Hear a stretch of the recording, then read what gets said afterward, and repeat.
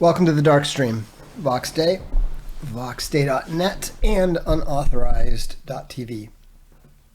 Thanks for tuning in. This is probably going to be a relatively short one just because I've got a bunch of things I need to do tonight before turning in, but been a busy day. Had a run to France, which was not unentertaining.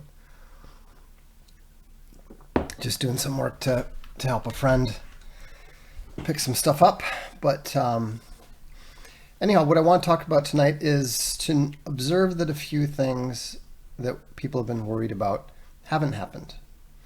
Number one, the Straits of Hormuz are not closed.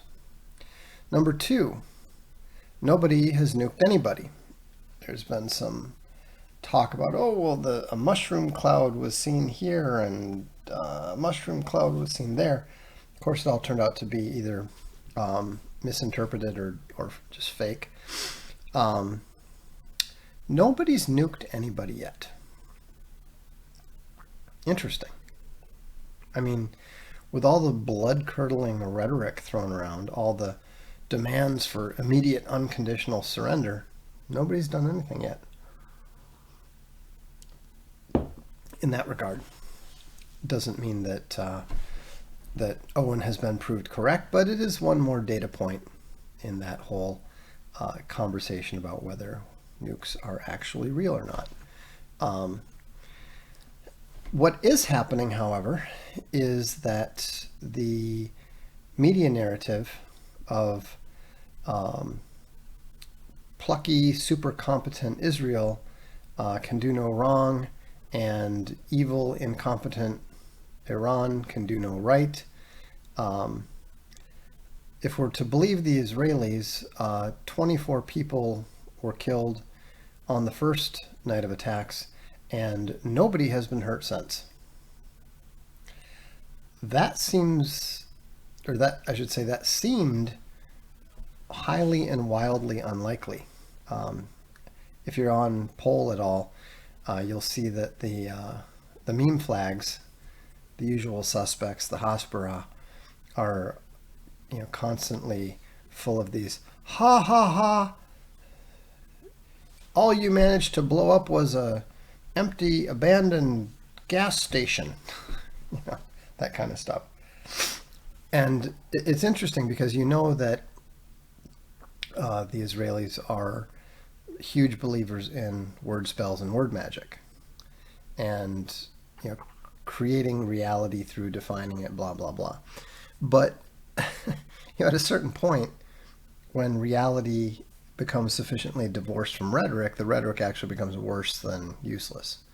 And so I think that we've reached that point now, in addition to various members of the Israeli parliament demanding U.S. intervention. We just recently saw Netanyahu come out and talk about how they had sustained many losses, many painful losses. So apparently all that stuff about Iran doing no damage to anything except for, one old taxi, that narrative is being abandoned. And probably because at the same time we're seeing messages in the Washington Post talking about how Israel is going to run out of missile interceptors, basically run out of air defenses within 10 to 12 days. Now, whether that's true or not, I don't know. It does sound a bit suspiciously like Russia will run out of ammunition in 2 weeks. And so, but it could be real, and it also might account for why the U.S. is and the fake Trump, because obviously, you know, there's not two different Trumps saying the same thing. The Trump who is issuing all the blood-curdling rhetoric and demanding Iran surrender is the short, fat Trump. He's the clown world Trump. Now, why the real Trump isn't stepping in and isn't doing anything, I don't know. Maybe they're both aligned on this one issue. Maybe the military Trump is setting the clown world Trump up for failure. It's impossible to say. Granted, the fact that the first carrier that was sent to the Middle East was the Nimitz, which is scheduled to be decommissioned in a year, does look more than a little suspicious. And I would go so far as to argue that if the Nimitz and only the Nimitz is sunk by Iran, it's a false flag. I'll just go ahead and say that ahead of time right now. I don't think it would even be a green flag where they would just happen to, you know, the Aegis anti-missile system would happen to fail and the Houthis or whoever would get a lucky hit and somehow sink the carrier. I don't think that they would rely upon a green flag. I think that if just the one carrier, you know, the old carrier about to be decommissioned is sunk, I think it will obviously be a false flag, meant to whip the young Americans into a frenzy and say, "Gosh darn it, tell it to the Marines." You know, I mean, there's always some fake stories and false flags that are done in order to encourage the young men to embrace war. We would like to think that the young men today are a bit more sophisticated. I don't know if that's a safe bet.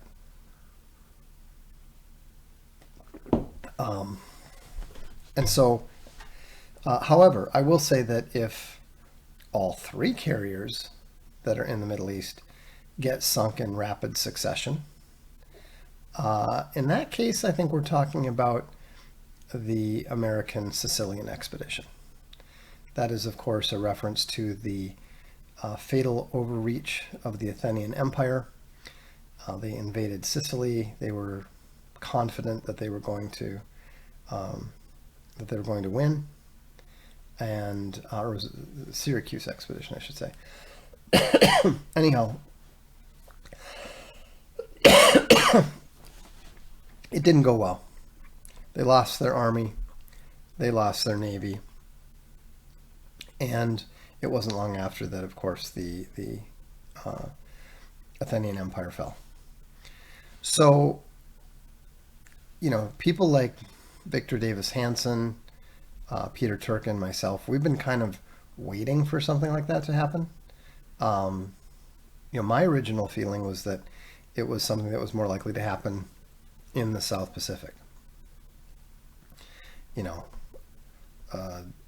aircraft carriers being sent out to protect Taiwan or maybe South Korea, and then all getting sunk in a matter of hours. You know, the aircraft carrier today is what the battleship was in 1945. An important symbol of military power, but not actually as powerful a tool as it had been. And so, you know, that's why I'm far from the only one who's saying this. Please don't think that I'm saying that while it is an original thought, it's not a thought that anyone has fed to me, that I picked up from anyone else. It's such an obvious one that many intelligent, informed observers are looking at the situation going, that doesn't look, you know, this looks like something we've seen before, right? So Colonel Douglas McGregor had an interesting statement. He obviously analyzes things as if there's just the one Trump, and so he's trying to rectify Trump's past rhetoric with the current rhetoric, but there may be some element of truth to what he's saying, because Colonel Davis asked him, why is Trump saying these things? From our perspective, they sound so ridiculous. And McGregor said, well, the problem is that Trump is not a military man. He's not a student of history. And he has to trust the people that he's chosen to put around him. And as we know, he hasn't chosen very well in the past, and he hasn't chosen very well now. And the people that are surrounding him are telling him that air power plus special ops is sufficient to win a war. Now, that's not true, as far as we know. It hasn't been true. Even in the case of Syria, where you could theoretically argue that was maybe kind of sort of the case, then that was the end of a campaign over a 25-year period. That's obviously not going, taking 25 years to enact regime change in Iran doesn't do you much good for the next 10 years, does it? Sapien Avenger asks, is there any defense against hypersonic missiles? Yes. Don't let them launch. Once they launch, there's nothing you can do. If you watch some of those videos of the Oreshniks or the really fast Russian missiles hitting Kiev, the difference between them and the anti-missiles being launched, and even the regular missiles and drones and so forth coming in, is really striking. It looks like a bolt of lightning. And that's from cameras, miles away. And so, and that leads to an interesting observation. It has been reported, and Iran has come right out and said, possibly, it may be rhetoric, it may be true, but they have come right out and said, look, we're not even using our good stuff yet. We're just draining your air defenses. And that's entirely consistent with the way that Russia has waged war over the last 3 years. You might remember back in 2022 that there was a lot of mocking the poor quality of the Russian troops, the poor quality and outdated nature of their tanks. And it turned out that, well, yeah, they were using all their old stuff because they knew that the Ukrainians had plenty of anti-tank weaponry, that they had plenty of troops, and so they relied on the Novorossian militias. They relied on the Chechens. They relied on the prison battalions of the Wagner Company.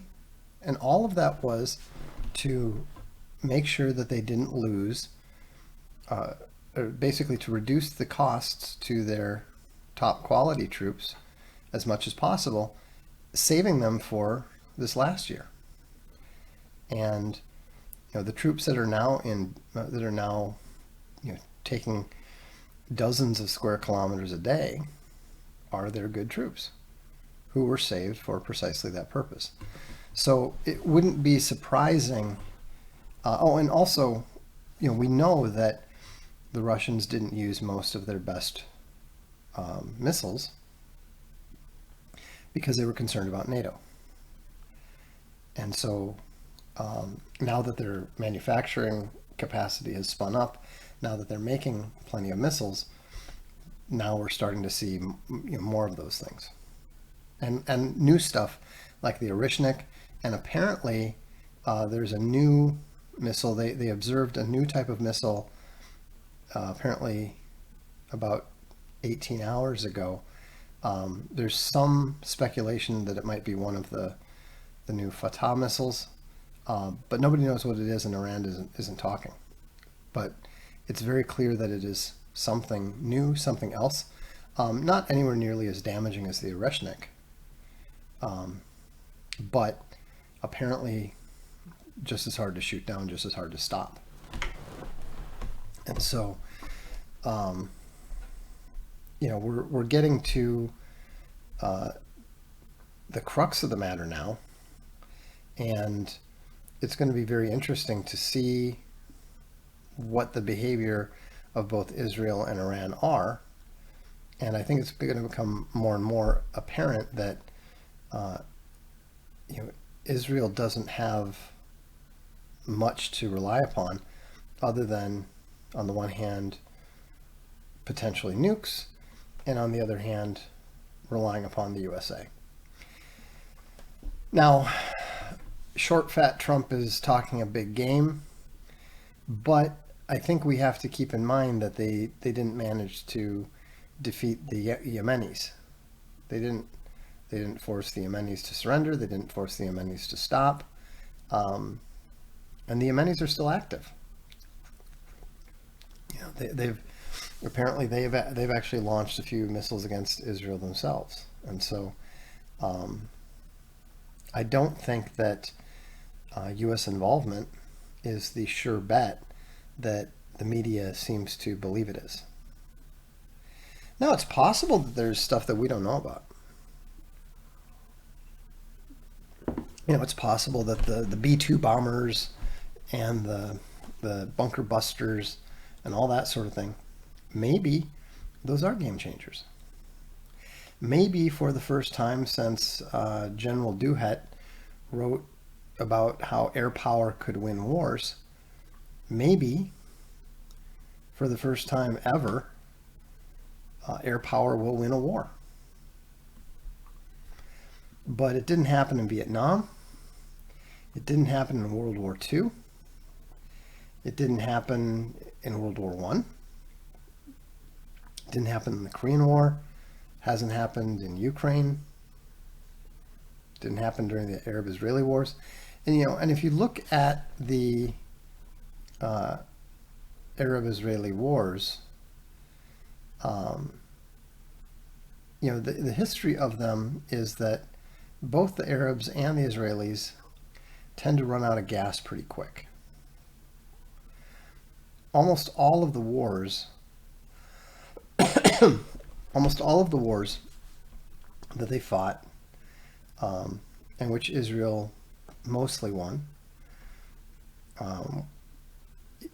have ended very quickly, often because of outside influence. So, Israel does not have the stamina to fight a long war the way that Iran does. When you think about it, how long did the Iran-Iraq war last?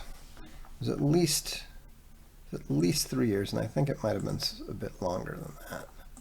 I'll look it up. Iran-Iraq war. Okay. So it lasted from September 1980 to August 1988. So it lasted 8 years. The result was considered inconclusive, but given the fact that Iraq attacked Iran, it says the Iraqi leadership had hoped to take advantage of Iran's post-revolutionary chaos and expected a decisive victory in the face of a severely weakened Iran. The Iraqi military only made progress for 3 months, and by December 1980, it had stalled. The Iranians had pushed back, regained all their territory by June 1982, and then invaded Iraq. That lasted for 5 years, and then basically Iraq got backed up by the West and managed to start pushing them back. Military dead. Now consider this. At the start of the war, Iraq had 110,000 soldiers, and Iran had 110,000 soldiers. Iraq had 200,000. The Iranians lost 600,000 military and an approximate 100,000 civilians. The Iraqis lost 100 and it says 105,000 to 500,000. I'm a bit dubious about that last one, considering they only had 200,000 at the start. Anyhow, the point is that they fought for 8 years and sustained tremendous losses of somewhere between 600,000 and 1 million people. As of now, they report having lost 525 people. The Iranians are not Americans. They don't expect to fight a war and win a war and not lose anybody. The Israelis are a little bit more able to accept casualties than the US, but they're not cut out for a lasting war. They're not cut out for a war. They just don't have the societal depth to permit them to actually fight an active hot war for even 6 months, in my opinion. And so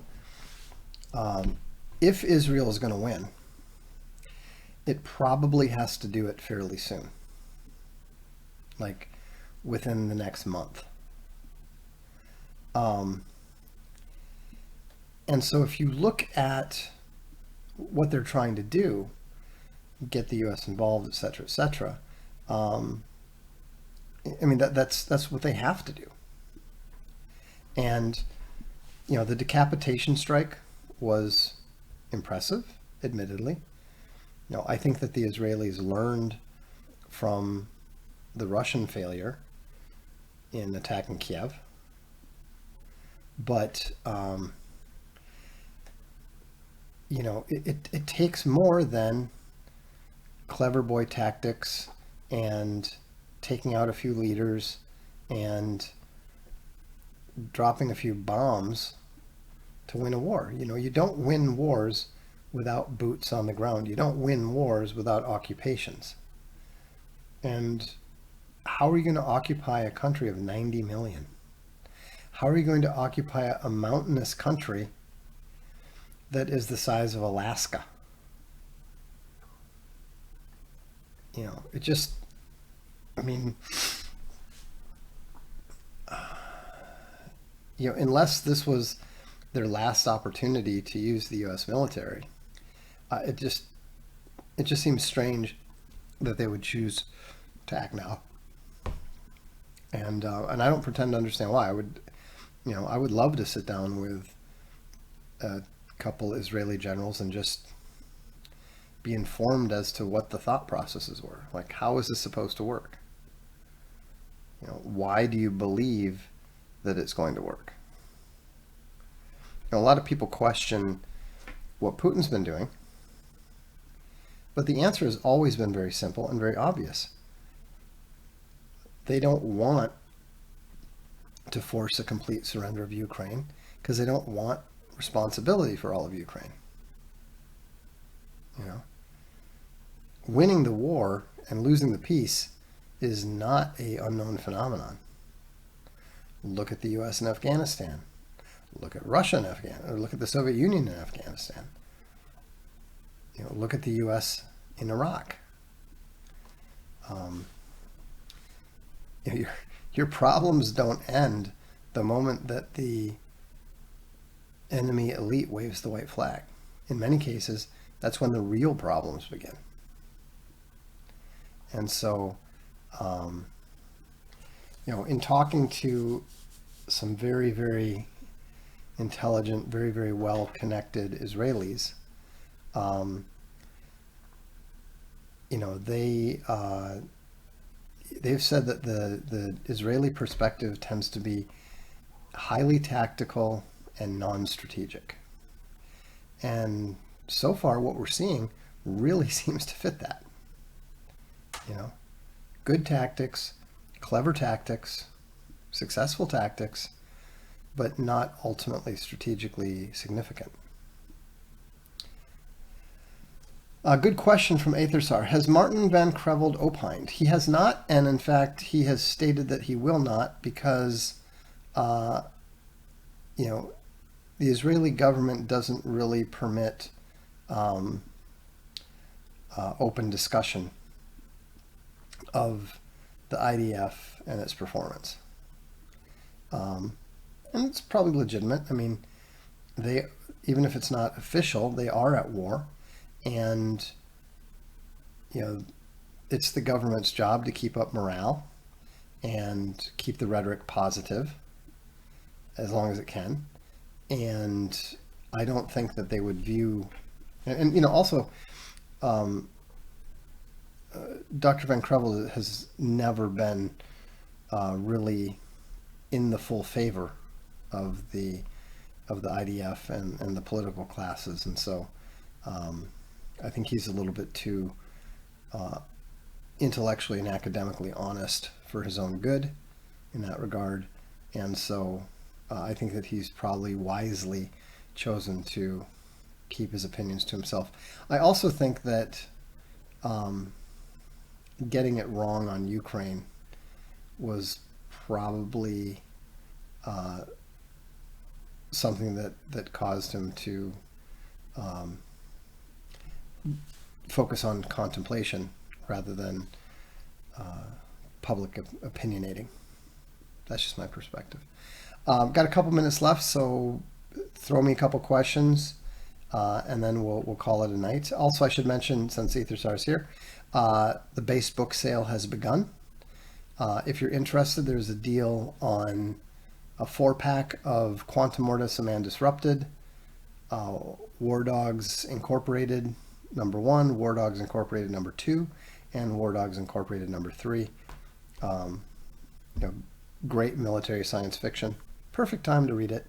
And there's a 4-pack of them on sale at Arcade Comics for $3.99, since the base book sale is all about 99-cent deals. So there you go. All right, since we don't have any questions, I will wish you all a good evening. Stay safe, stay cool, and we'll see you at Arcade Nights tomorrow. I'm Vox Day.